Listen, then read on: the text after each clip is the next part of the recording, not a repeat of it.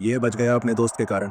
रामपाल जी ने मुखिया जी को धन्यवाद दिया। फिर उन्होंने अनुज को गले लगा लिया, लेकिन अनुज गहरी खामोशी में था। उसे गहरा सदमा लगा था। वह अब केवल रो रहा था। मुखिया जी वापस लौट गए। अगले दिन सुबह राहुल की लाश को गांव में लाया गया। फिर उसका अंतिम संस्कार कर दिया गया।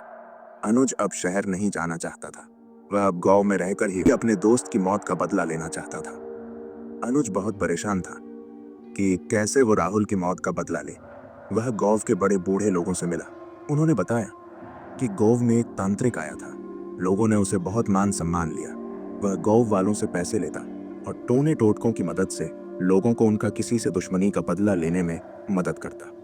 इस तरह पूरा गांव एक दूसरे का दुश्मन बन गया। तब पंचायत ने इस खून खराबे को रोकने के लिए तांत्रिक को गांव से निकालने का फैसला किया, लेकिन उसने सबको बर्बाद करने की चेतावनी दी। इससे गांव वाले उससे बहुत गुस्सा हो गए। उन्होंने एक दिन तांत्रिक को जिंदा जला दिया।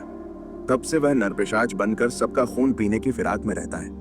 अनुज बोला, लेकिन इसका कोई समाधान तो होगा।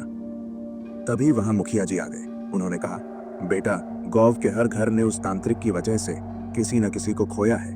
अगर हमें कोई तांत्रिक ऐसा मिल जाए जो इसे वश में करके इसकी आत्मा को मुक्त करा दे, तभी यह संभव है।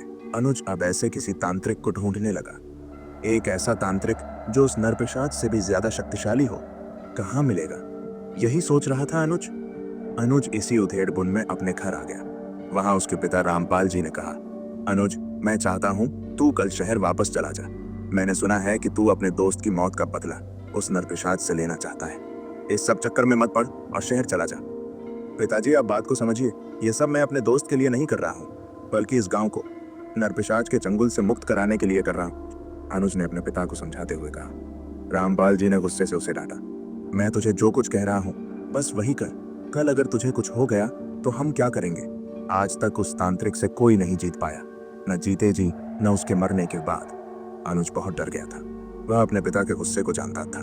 अनुज बोला, पिताजी, मैं शहर चला जाऊंगा, लेकिन किसी को तो आगे बढ़ना पड़ेगा। आप गांव वालों से कहिए मेरा साथ दें। अगर सब मिलकर इस समस्या से निकलने की कोशिश करेंगे तो हम बच पाएंगे, नहीं तो एक न एक दिन पूरा गांव उसका शिकार बन जाएगा। रामपाल जी बोले, ठीक है, कोशिश कर लेते हैं। मैं गांव वालों से बात करूंगा, लेकिन तू कुछ भी अकेले मत करना। अनुज मान गया। अगले दिन गांव में पंचायत रखी में गई। उसमें फैसला हुआ कि गांव के 4 आदमी दूसरे गांव जाकर तांत्रिक ढूंढेंगे। उनके साथ अनुज भी जाएगा। अगले दिन अनुज अपने साथ गांव के 4 लोगों को लेकर सुबह ही निकल गया। वे सब दूसरे गांव गए। कई तांत्रिकों से मिले, लेकिन सभी ने मना कर दिया, क्योंकि वो सब उस तांत्रिक और उसकी शक्तियों के बारे में जानते थे। इस सब में शाम होने लगी थी। तभी एक गांव वाले ने कहा, हमें वापस गांव चलना चाहिए। अगर अंधेरा हो गया तो वह नरपिशाच हमें नहीं छोड़ेगा। उसे सब पता होगा कि हम क्या कर रहे हैं। सबने उसकी बात का समर्थन किया और गांव की ओर चल दिए। गांव तक पहुंचने से पहले ही अंधेरा होने लगा। यह देखकर सभी डर गए। अनुज ने चारों को रोका और कहा, भाइयों, अंधेरे में जाना ठीक नहीं। मैं पहले ही अपना दोस्त खो चुका हूं। हम यहाँ किसी धर्मशाला में रुक जाते हैं। चारों गांव वाले भी डरे हुए थे। वे मान गए। सभी वापस मुड़ गए, लेकिन तभी उन्हें किसी के रोने की आवाज सुनाई दी। अनुज पीछे मुड़ जाना चाहता था। तभी एक गांव वाले ने उससे कहा, ऐसी गलती मत करना, ये उसी नरपिशाच की चाल है। पीछे मुड़कर देखा तो वो तुम्हें अपनी ओर बुला लेगा। अनुज सावधान हो गया और वापस चलने लगा। तभी उसके कानों में आवाज पड़ी, रुक जा दोस्त, इतने साल की दोस्ती, अब दोस्त को अकेला छोड़कर जान जा रहा है। यह नरपिशाच मुझे रोज मारता है, मुझे बचा ले।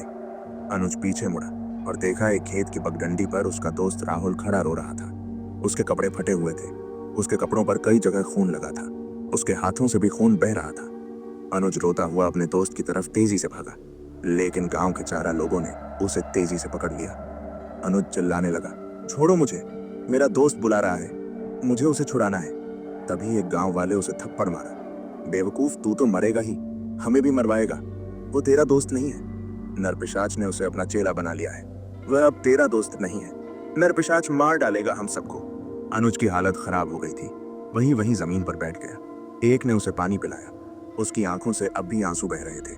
2 आदमियों ने उसे उठाया और अपने साथ लेकर आगे बढ़ गए। पांचों अब एक धर्मशाम में रुक गए थे और सुबह होने का इंतजार कर रहे थे। सबने फैसला किया कि उनमें से बारी बारी एक जागता रहेगा, कहीं अनुज उठकर उधर न चला जाए। अनुज की रखवाली करना जरूरी था। अनुज गहरी नींद में सो रहा था। तभी उसने सपने में देखा कि वह नरपिशाच राहुल को मार रहा है। अपने नाखून उसके शरीर में गड़ाकर उसका खून पी रहा है। राहुल अनुज अनुज पुकार रहा था। अचानक अनुज की आंख खुली। वह दरवाजे की ओर भागा। एक आदमी ने सबको शोर मचाकर जगा दिया। फिर चारों ने अनुज को पकड़ लिया। तभी ऊपर सीढ़ियों से गेरुए कपड़े पहने एक साधु बाबा नीचे आए। उन्होंने अनुज के ऊपर गंगा जल के छींटे मारे। अनुज शांत हो गया। वो शांत हो गया। वह अब बेहोश सा होने लगा था। दो आदमी उसे पकड़कर कमरे के अंदर ले गए। साधु बाबा के पूछने पर बाकी दोनों आदमियों ने सारी बात बता दी। उन्होंने कहा, इसे कल साथ में लेकर मेरे आश्रम में आना। सुबह जब अनुज की आंख खुली तो चारों आदमी उसे लेकर साधु बाबा के आश्रम में पहुंच गए। अनुज से बाबा ने अकेले में बात की और उसे गांव बकोचन्ना जाने के लिए कहा। बाबा से मिलकर अनुज और चारों आदमी गांव पहुंच गए। वहां जाकर अनुज ने मुखिया से कहा, मुखिया जी, साधु बाबा गांव में आएंगे और यहाँ हवन पूजन करके उस तांत्रिक को मुक्ति दिलाएंगे। साथ उन्होंने कहा, आज तक जितने भी लोग उसका शिकार हुए हैं वे उन्हें भी मुक्ति दिलाएंगे। मुखिया जी बहुत खुश हुए। वे बोले, अगर ऐसा हो जाए तो हमारे गांव का कल्याण हो जाएगा। बेटा, तुमने बहुत अच्छा काम किया है। अपनी जान पर खेलकर इस गांव को बचाने की कोशिश की है। 2 दिन बाद साधु बाबा गांव पहुंचे। उनके साथ उनके कुछ शिष्य भी थे।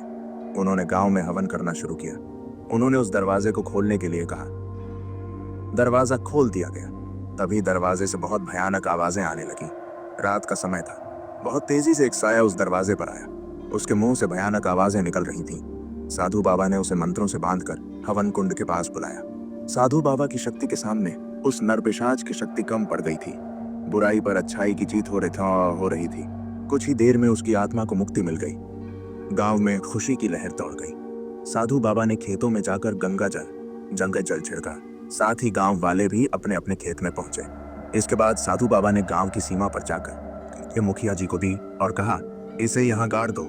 आज के बाद कोई भी बुरी शक्ति गांव में प्रवेश नहीं कर सकेगी। इस तरह गांव वालों को उस नरपिशाच से मुक्ति मिल गई। खुशी की लहर दौड़ गई।